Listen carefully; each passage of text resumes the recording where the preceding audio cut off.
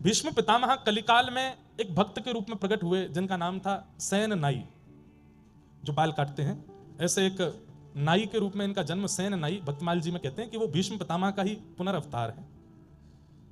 इतना सुंदर प्रसंग है सेन नाई का, हम पहली बार सुना रहे हैं। ये नाई थे, बाल काटने का काम करते और राजा के नाई थे, राजा के बाल काटते थे और किसी के बाल काटने का उनका अधिकार नहीं था। तो नगर के राजा के नाई थे। एक दिन इनके मन में बड़ी भक्ति जगी तो कथा सुनने गए। तो कथा में व्यास जी बता रहे थे कि गीता में भगवान कहते हैं मासा नाम मार्गशीर्षो, हम मार्गशीर्ष महीना मैं हूं, इन भावों में ये मैं हूं, इन भावों में भगवान अपनी विभूतियों का वर्णन कर रहे थे। सब लोग ध्यान से सुनिएगा, 10-15 मिनट और सुनो फिर विश्राम करेंगे। और तभी भगवान गीता में कहते हैं कि मानवों में जो राजा है वो मैं हूं। जहां कहीं भी राजा हैं, भगवान ने यह बात कही है कि राजा मेरा ही प्रतिनिधि है। राक्षसों में प्रहलाद मैं हूं, भगवान स्वयं कह रहे हैं। तो सेन नाई बैठ करके कथा सुन रहे थे, बोले कि मानवों में राजा मैं हूं, राजा मेरा ही प्रतिनिधि है। तो नाई तो बड़ा प्रसन्न हो गया, बोले मुझे ठाकुर जी मिल गए। अपने राजा की इतनी बढ़िया हजामत करते, उनके हाथ पांव दबाते, मालिश करते, खूब हाथ पैर दबाते, सिर और बढ़िया प्रेम से सेवा करने लगे। बोले कि यही हमारे भगवान है। अब तो वो राजा के हफ्ता में 1-2 बार जाके हजामत करते, उसके बाद कभी समय मिलता तो कथा सुनते। एक बार कथा में व्यास जी ने बोला कि बिन गुरु के हुए ठाकुर जी प्राप्त नहीं होते। तो सेन नाई जी के मन में आया कि अब मैं गुरु कहां से खोजूं। तब किसी ने इनको बताया, बोले काशी में विराजमान है श्री रामानंदाचार्य जी महाराज, आप उनकी शरण में चले जाओ, वो बहुत अच्छे गुरु मिलेंगे। और श्री सेन जी काशी चले गए।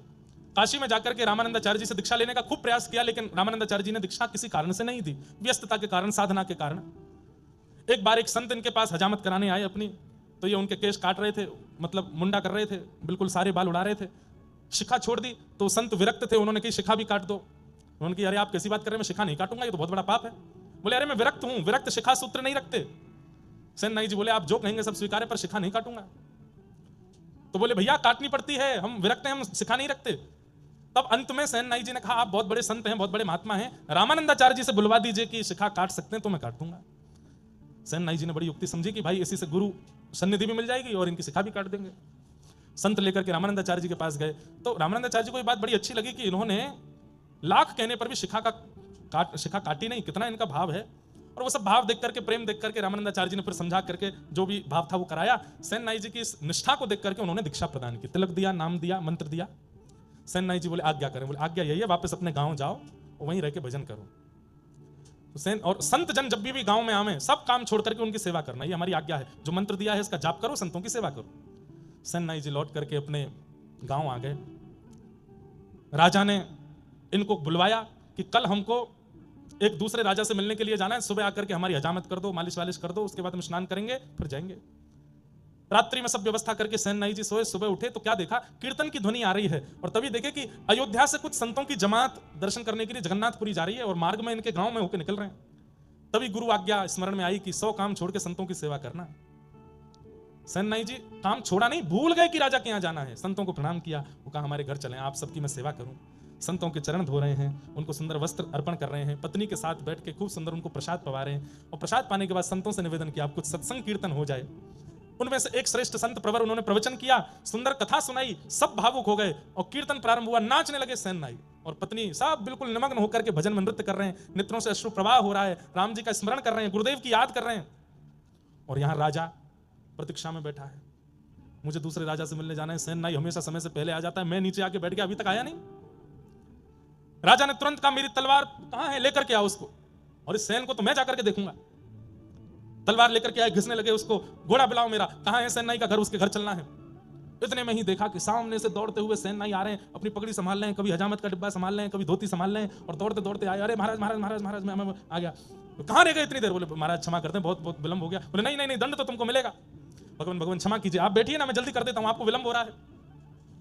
राजा बैठ गए, खूब सुंदर हजामत करी, खूब दाढ़ी वाड़ी सब करके, केश वेश। राजा क्रोध में तो था ही। बोले महाराज थोड़ी आपके हाथ पांव दबा दूं? बोले तू दबा तो दे, लेकिन दंड तो मैं तुझे दूंगा। हाथ दबाने लगे। आप इतना क्रोध करते हैं, अच्छे नहीं लगते हैं, आप थोड़ा प्रसन्न रहा कीजिए ना। हाथ पैर दबाते दबाते बोले आप थोड़े श्रमित हो तो मैं आपकी थोड़ी उंगलियां चटका दूं? बोले चटका तो दे, लेकिन दंड तो तुझे दूंगा। उंगलियां चटका दी, हाथ पैर। बोले आप कहो तो महाराज आपकी नेक थोड़ी कमर चटका दूं? बोले उससे कुछ दिक्कत तो नहीं है, वो कुछ नहीं होगा। लेकर के अपने कंधा पर जोर से झटका दिया, कमर ऐसी खुली, महाराज राजा बड़ा हल्का हो गया। बोले सेन तो इतने दिन से आ रहा है सेवा करने, लेकिन आज तेरी सेवा बड़ी अद्भुत लग रही है, लेकिन मैं दंड तो तुझे दूंगा। अरे बिराजिए ना आप, थोड़ी आपकी कंधे की मालिश कर दूं। ऐसे ठाकुर जी यहां पर सुंदर कंधा दबाने लगे। थोड़ा गर्दन अपनी टेढ़ी कर लीजिए, टेढ़ी करके गर्दन थोड़ा इधर कुछ करने लगे तो वहां एक तेल का पात्र रखा था और तेल में प्रतिबिंब दिखाई देता है। जैसे ही तेल की ओर राजा देखने लगे, वो देख नहीं रहे थे, बस मुख इधर किया तो दिख रहा था। जैसे ही देखने लगे, सेन नाई ने जैसे ही अपना मुख इधर किया तो प्रतिबिंब में क्या दिखा? मोर मुकुट, कटाक्ष नेत्र, नाक में सुंदर नथ बेसर, ऐसी मधुर मधुर मुस्कान। पीछे मुड़ करके देखें तो सेन नाई और प्रतिबिंब में देखें तो ठाकुर जी। राजा बोला ये मेरी आंखों का भ्रम है कि क्या है, पता नहीं हो क्या रहा है। नेत्र बंद करके अनुभव करे तो हाथों का स्पर्श इतनी बार राजा ने किया, लेकिन आज जैसा स्पर्श नहीं था। राजा सोचने लगे कहीं ऐसा तो नहीं है सच में ये ठाकुर जी ही हो।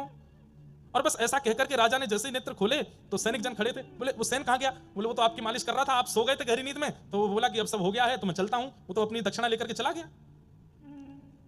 राजा बोला कोई बात नहीं, अब इसको अगली बार देखूंगा, अब तो तैयार होकर चलता हूं।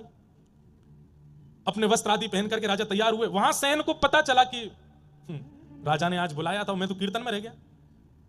कौन आए थे? ठाकुर जी आए थे।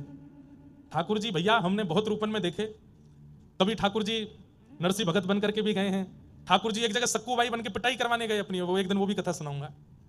लेकिन नाई बन करके पहली बार गए ठाकुर जी, अपने हाथ से हजामत करके आए, बाल बाल काट के आए राजा के, और मालिश करके आए, हड्डी वड्डी चटकाया है उसकी। या सेन नाई को जैसे याद आया, संतों को प्रणाम किया, अरे भगवान भगवान आप लोग विराजो, मैं एक काम करके आता हूं। तुरंत अपना डिब्बा लेके वही पाग वाग संभालते हुए दौड़ते हुए गए। तो राजा तैयार होकर बिल्कुल बाहर आ गए थे। सैन ने आकर के जैसे ही राजा को देखा, हजामत हुई है, केश वेश सब बिल्कुल बढ़िया है, बिल्कुल राजा तो बढ़िया तैयार है, केश वेशों में तेल लगा है।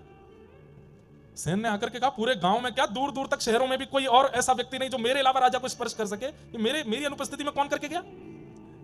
सैन को आता देख राजा बोले और भाई सैन कुछ भूल गए थे क्या? कुछ भूल गए हो, लेने आए हो? सैन बोले भूला तो कुछ नहीं। कुछ नहीं भूले तो फिर क्यों आए हो? आपने कल बुलवाया था मुझे। अरे तो कितनी बार आओगे? सुबह आके तुम सब करके तो गए, अब क्यों आए हो दोबारा? सैन बोला मैं नहीं आया था, मेरे घर तो संत जन आए हुए थे, मैं उनकी सेवा में लगा था, कीर्तन कथा चल रही थी मेरे घर में, तो मुझे देरी हो गई तो मैं दौड़ा दौड़ा आया कि आपकी हजामत करूं। सैनिक जन बोले अरे तू क्या पागल हो गया, भांग वांग खा के आया है क्या? तू तो आके गया, यहाँ पे सब करके गया है, हमने तुझे दक्षिणा भी दी थी। और बोले हर बार तो तू इतने 10 सोने की मोहर लेके जाता था, आज बड़ी तुझे कंजूसी चढ़ी थी, बार बार कहते एक और दे दो, थोड़ा सा और दे दो, कहां लेके जाओगे इतना, और दे दो। आज 20 सोने की मोहर लेकर के गया था। मैं नहीं आया हूं, मुझ पे नहीं है कुछ भी। राजा बोला झूठ बोलते हो। अरे वो संतों की जमात निकल रही है, मैं उनको बुलाता हूं। संतों की जमात बुलाई गई। बोले कहां था ये? बोले तुम्हारे साथ थे, सुबह से सेवा पूजा भजन में लगे थे, बस ये बात हुई। यहां सैन के आंसू छूटे, वहां राजा के आंसू छूटे। सैन ने कहा सत्य में मैं था? बोले बिल्कुल तुम जैसा ही था, लेकिन आज मैं तब कह रहा था कि स्पर्श इतना अद्भुत क्यों है। और तुमने सैन कभी मेरी उंगलियां नहीं चटकाई, आज तो उंगली चटका के गए, कमर चटका के गए, गर्दन वर्दन सब करके गए हो। और अंत में एक अनुभव मुझे हुआ था, क्या कि मैंने तेल के पात्र के प्रतिबिंब में जब देखा तो वहां सैन नहीं, वहां पर कोई मोर मुकुटधारी दिखाई दे रहा था। सैन तो बस वहीं मूर्छासी में आ गए, राजा के चरण पकड़ लिए, बोले धन्य हैं आप, मैं आपके अंग को छू लूं? क्यों? क्योंकि श्याम सुंदर आपको छू के गए। श्री ठाकुर जी ही आए थे।